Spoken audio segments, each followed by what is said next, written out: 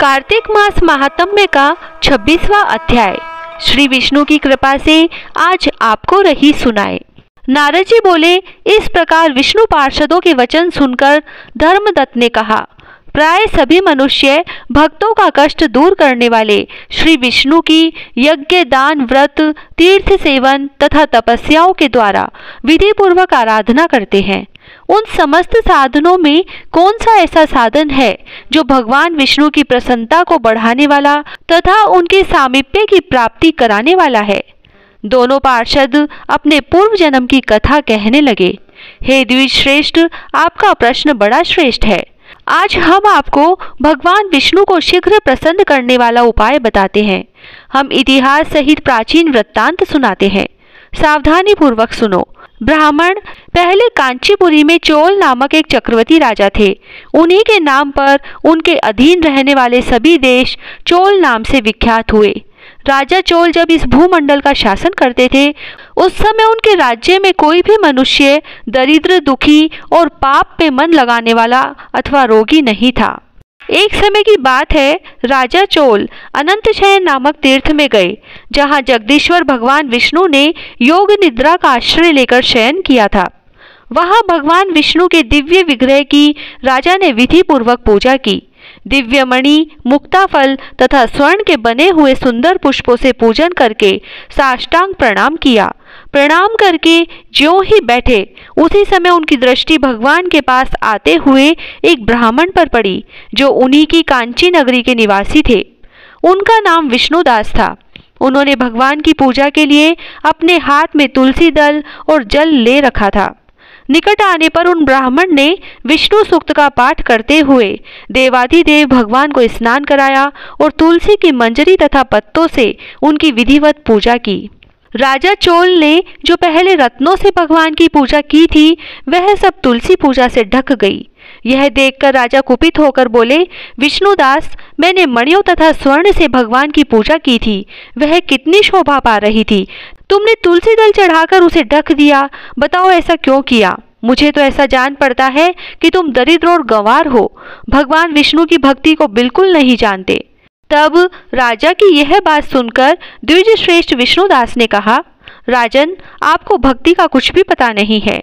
केवल राजलक्ष्मी के कारण आप घमंड कर रहे हैं। बतलाइए तो, आज से पहले आपने कितने वैष्णव व्रतों का पालन किया है? तब चोल ने हंसते हुए कहा, तुम तो दरिद्र और निर्धन हो, तुम्हारी भगवान विष्णु में भक्ति ही कितनी है। तुमने भगवान विष्णु को संतुष्ट करने वाला कोई भी यज्ञ और दान नहीं किया और न पहले कभी कोई देव मंदिर ही बनवाया है। इतने पर भी तुम्हें अपनी भक्ति का इतना गर्व है। अच्छा, तो ये सभी ब्राह्मण मेरी बात सुने। भगवान विष्णु के दर्शन पहले मैं करता हूँ या यह ब्राह्मण? इस बात को आप सब लोग देखें, फिर हम दोनों में से किसकी भक्ति है यह सब लोग स्वतः ही जान लेंगे। ऐसा कहकर राजा अपने राजभवन को चले गए। वहां उन्होंने महर्षि मुग्दल को आचार्य बनाकर वैष्णव यज्ञ प्रारंभ किया। उधर सदैव भगवान विष्णु को प्रसन्न करने वाले शास्त्रोक्त नियमों में तत्पर विष्णुदास भी व्रत का पालन करते हुए वहीं भगवान विष्णु के मंदिर में टिक गए। उन्होंने माघ और कार्तिक के उत्तम व्रत का अनुष्ठान, तुलसी वन की रक्षा, एकादशी को द्वादक्षर मंत्र का जाप, नृत्य, गीत आदि मंगलमय आयोजनों के साथ प्रतिदिन षोडशोपचार से भगवान विष्णु की पूजा आदि नियमों का आचरण किया। वे प्रतिदिन चलते फिरते और सोते हर समय भगवान विष्णु का स्मरण किया करते थे। उनकी दृष्टि सर्वत्र सम हो गई थी। वे सब प्राणियों के भीतर एकमात्र भगवान विष्णु को ही स्थित देखते थे। इस प्रकार राजा चोल और विष्णुदास दोनों ही भगवान लक्ष्मीपति की आराधना में संलग्न थे। दोनों ही अपने अपने व्रत में स्थित रहते थे और दोनों की ही संपूर्ण इंद्रियां तथा समस्त कर्म भगवान विष्णु को समर्पित हो चुके थे। इस अवस्था में उन दोनों ने दीर्घ काल व्यतीत किया। ओम नमो भगवते वासुदेवाय। 26वां अध्याय समाप्त। जय श्री राधे। कार्तिक की कहानी। दो सास बहुएं थी। कार्तिक मास आया तो सास बोली, मैं कार्तिक स्नान के लिए तीर्थ जाना चाहती हूँ। बहू बोली, मैं भी चलूंगी। सास बोली, तू अभी बहुत छोटी है, अभी मुझे जाने दे। सासू तीर्थ गई तो बहू कुमार के से 35 कुंडे ले आई। रोज एक कुंडा भर कर रखती। उधर गंगा में सासू जी की नथ गिर गई। बहू कुंडे में नहाती हुई बोली, सासू नहावे उंडे, मैं नहाऊं कुंडे। इतने में गंगा की धारा कुंडे में आ गई, साथ में सासू जी की नथ भी आ गई। बहू ने नथ पहचान ली और अपनी नाक में पहन ली। महीना पूरा हुआ, सासू जी आई, बहू सामे लेने लगी तो सास नथ देखकर बोली कि तू यह कहाँ से लाई? तो बहू बोली, यह तो मेरे कुंडे में गंगा की धारा के साथ आ गई। पर सास ने कुछ ध्यान नहीं दिया। फिर सास बोली कि मुझे ब्राह्मण भोज करना है। तो बहू बोली कि सासू जी 2 ब्राह्मण मेरे भी जिमा दो, मैंने भी कार्तिक स्नान किया है। तब सास ने कहा कि तूने कहाँ कार्तिक स्नान किया? तो बहू बोली, ऊपर चलो मैं आपको बताती हूँ। ऊपर गए तो देखा सारे कुंडे सोने के हो गए। बहू बोली, मैं रोज कुंडा भर कर रखती और सुबह जल्दी उठकर नहाती और उल्टा करके रख देती। तब सासू जी बोली कि बहू तू तो बहुत भाग्यवान है जो साक्षात गंगा जी तेरे पास आई। तूने श्रद्धा और विश्वास से कार्तिक स्नान किया तो भगवान ने तुझे फल दिया। दोनों सास बहू ने धूमधाम से ब्राह्मण जिमाकर दक्षिणा देकर विदा किया। हे गंगा मैया, जैसे बहू पर कृपा की, उसको कार्तिक स्नान कराया, वैसे हम सबको कराना। तुलसा जी की कहानी। कार्तिक के महीने में सब कोई तुलसा माता को सींचने जाती। सब कोई तो सींच के आ जाती, पर एक बुढ़िया माई आती और तुलसा माता से रोजाना कहती, तुलसा माता सत की दाता, मैं बिड़ला सींचू तेरा, तू कर निस्तारा मेरा। तुलसा माता अड़ुआ दे, लडुआ दे, पीतांबर की धोती दे, मीठा मीठा ग्रास दे, बैकुंठ का वास दे, चटके की चाल दे, पटके की मोत दे, चंदन का काठ दे, झालर की झिनकार दे, साई का राज दे, दाल भात का जीवन दे, 11 का दिन दे, कृष्ण का कांधा दे। इतनी बात सुनकर तुलसा माता सूखने लगी। भगवान ने पूछा कि तुम्हारे पास तो इतनी औरतें आती हैं, तुम्हें जिमाती है, गाती है, तो भी तुम कैसे सूखने लगी? तुलसा माता ने कहा कि एक बुढ़िया माई आती है जो रोजाना इतनी बात कहकर जाती है।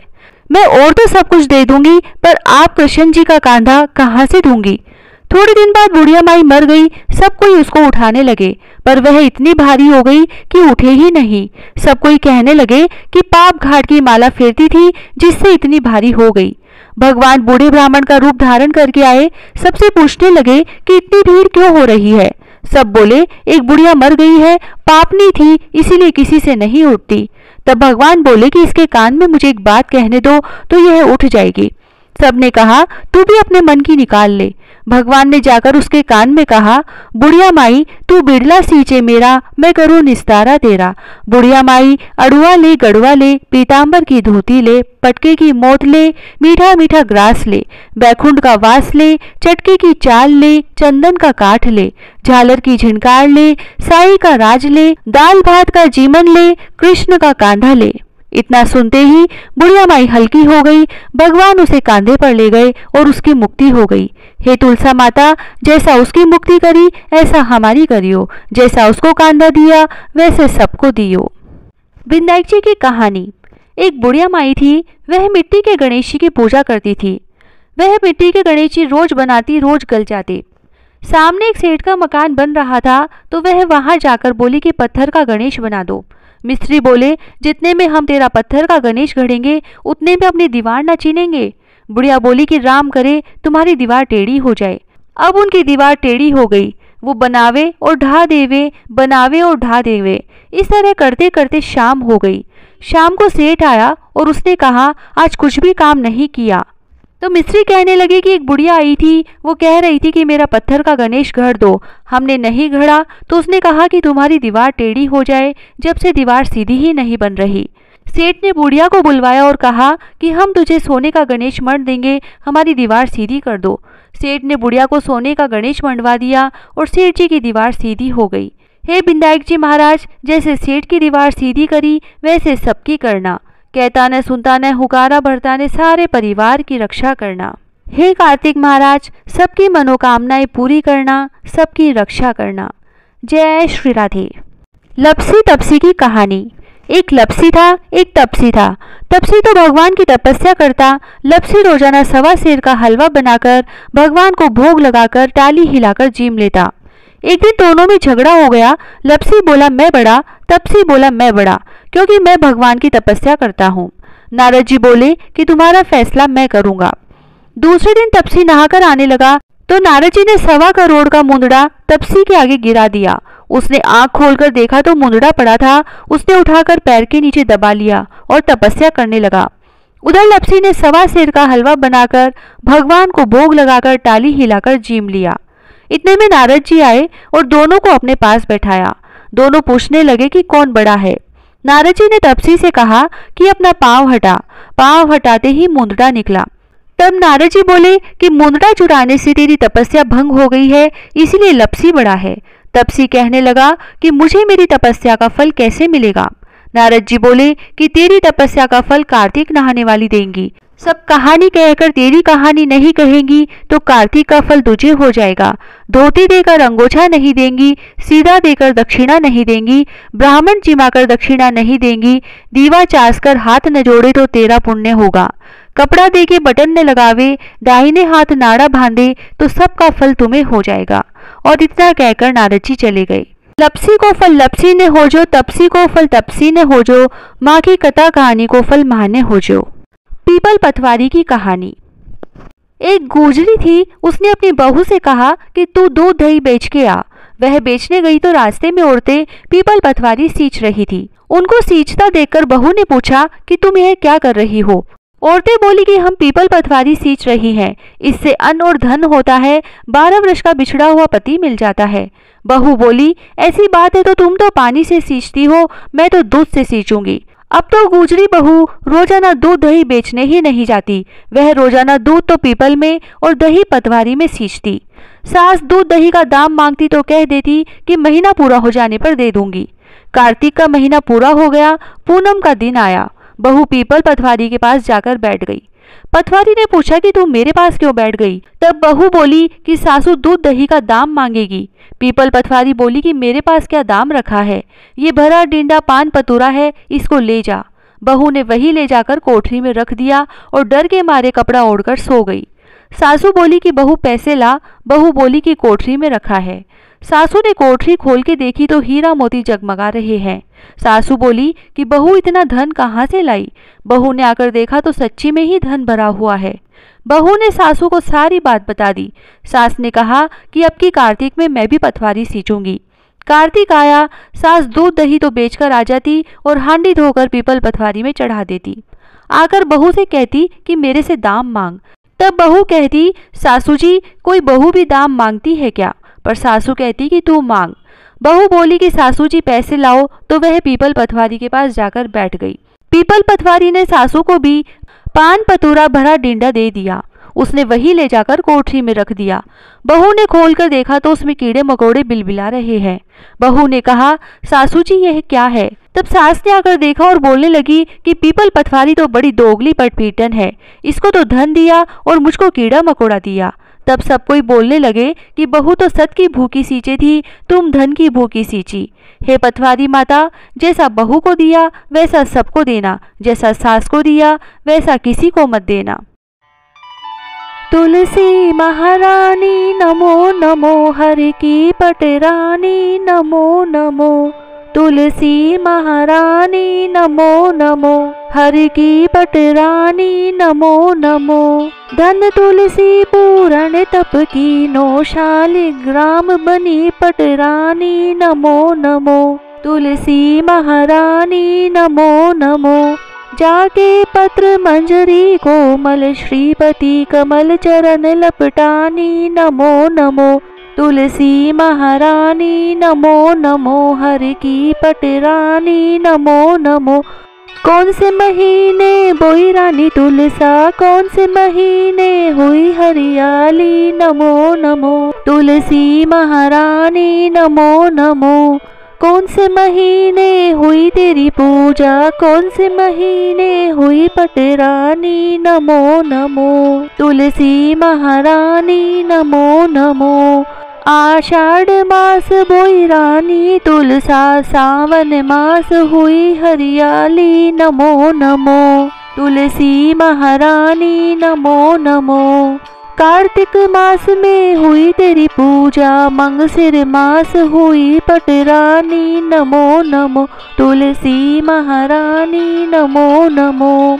धूप दीप नैवेद्य आरती पुष्पन की वर्षा बरसानी नमो नमो तुलसी महारानी नमो नमो 56 भोग 3600 व्यंजन बिन तुलसा हरि एक नमानी नमो नमो तुलसी महारानी नमो नमो। जो तुलसी को सवेरे गाए श्री कृष्ण के दर्शन पाए नमो नमो तुलसी महारानी नमो नमो। जो तुलसी को दोपहर में गाए खीर खांड का भोग लगाए नमो नमो तुलसी महारानी नमो नमो। जो तुलसी को सांझ में गाए श्री कृष्ण की आरती उतारे नमो नमो तुलसी महारानी नमो नमो। जो तुलसी को रात में गाए श्री कृष्ण के चरण दबाए नमो नमो तुलसी महारानी नमो नमो। सभी सखी मैया तेरो यश गावे भक्ति दान दीजिए महारानी नमो नमो तुलसी महारानी नमो नमो तुलसी महारानी नमो नमो हरि की पटरानी नमो नमो।